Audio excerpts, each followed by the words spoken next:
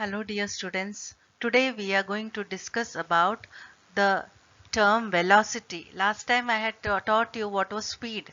Now we come to the term velocity. Okay.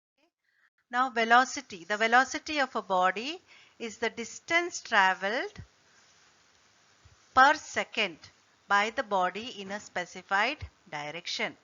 So when we think about velocity, it is the distance traveled per unit time, distance traveled per second. Okay, but there is a addition to the definition, that is in a specified direction. So velocity is the distance traveled per second in a specified direction. So remember this definition. Now it can also be defined as the rate of change of displacement of a body with time. So when you are going in a specified direction, we can also write down this is the rate of change of displacement of a body with time is called the velocity. So it is numerically equal to the displacement of the body by time, or displacement of the body in 1 second. Okay, so remember this formula also. What is velocity? It is the displacement by time. When we talk about the speed, we were taking distance by time, and you very well know what is the difference between distance and displacement. Let us talk about the unit of velocity. Unit of velocity is same as the unit of speed. That is, SI unit of velocity is meter per second and CGS unit is centimeter per second. Okay. Then we come to velocity. Some more things about velocity. It is a vector quantity because it is represented by both its velocity, both its magnitude as well as direction. So when we are talking about the velocity, we have to say how much and in which direction. That is why it is a vector quantity. It is represented by the symbol U or V. Now, two bodies are said to be moving with the same velocity. So if you say that the two bodies are moving with the same velocity, that means they must have the same magnitude, that is same speed, and it should be in the same direction. Then only we can say that they have the same velocity. Okay. If two bodies are moving with the same speed but in different directions, okay, like suppose two students, one is uh, coming from school to home and another child is coming from home to school. Both are coming with the same speed, but the directions are different, isn't it? So we won't say that they have the same velocity. We will say they have the same speed but different velocity. So velocity always depends on two things, magnitude and direction. So here it is written. And on the other hand, if two bodies are traveling with different speed but in the same direction, then also we will say that they have the same different velocities. Okay. So two people start from school and are going home. Both are going in the same direction. But if their speeds are different, we say that their velocities are also different. Now next we come to the term uniform velocity. Uniform velocity means the same velocity. So if a body travels equal distances in a particular direction in equal intervals of time, the body is said to be moving with a uniform velocity. So equal distances are traveled in equal intervals of time. Example, the raindrops reach on Earth's surface falling with uniform velocity. So you have to learn the examples also. A body once started on a frictionless surface moves with a uniform velocity, and if a body moving with a uniform velocity v has a displacement s in a time interval t, then the by definition velocity is equal to displacement upon time. So you can even find out the displacement here. You have to just take the velocity into time. Okay. Now next, non-uniform or variable velocity. So the velocity of a body can be variable either due to change in its magnitude or its direction, or in both magnitude and direction. So either if the magnitude is same but the direction is different, then we will say it is non-uniform. Okay. If the magnitude is different but direction is same, still we will say it is non-uniform. Okay. So when do you say non-uniform velocity? If a body moves unequal distances in a particular direction. So direction is same but distances are unequal in equal interval of time. or if it moves equal distances in equal interval of time but its direction of motion does not remain the same, then the velocity of the body is said to be variable or non-uniform. Okay, so now we'll take some examples. Let us take the motion of a freely falling body. So here you see this little girl, cute little girl, isn't it? Is throwing a stone down. So when the stone is starting, it is moving, it is having a velocity 0.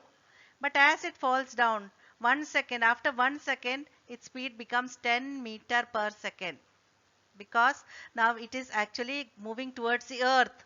So you know there is a value for acceleration due to gravity, and that is 10 meter per second square.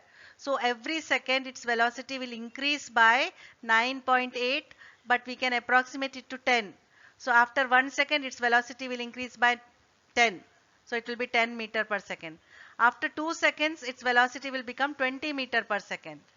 After one more second it will become 10 meter per second more than the previous one. So it will be 30. After one more second it will be 40.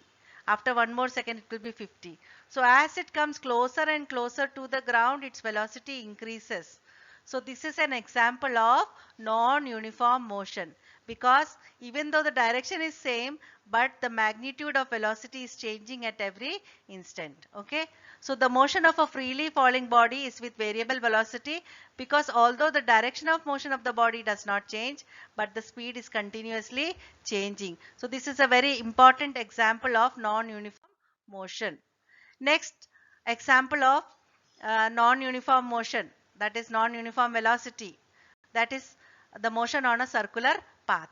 Imagine a body moving on this circular path. So it is at point A, then it goes to point B, then it goes to point C, and it goes to point D. So at every point, if its velocity is same, if its velocity is V, that is, sorry, if its speed is same, it is going with the same speed. But at every point, when you take the direction, you always take the direction as the tangent to that point. So here this is the direction. Here this is the direction. When it comes here, the direction becomes like this. And here the direction is like this. So at all points, the direction is changing. Although the magnitude of speed is same, but the direction is changing. So this is also an example of variable velocity. The motion of a body in a circular path, even with uniform speed, is with variable velocity, because in a circular path, the direction of motion of the body continuously changes with time. In fact, its velocity changes at a uniform rate. At any instant, its velocity is along the tangent to the circular path at that point. Figure shows the direction of velocity at different points A, B, C and D of the circular path. So this is the also an example of what non-uniform motion or variable velocity. Then we come to instantaneous velocity. So when a body is changing its speed every time, so we have to know what is the velocity at a particular instant. So we have to measure the ratio of distance traveled in very small time and divide it by time interval.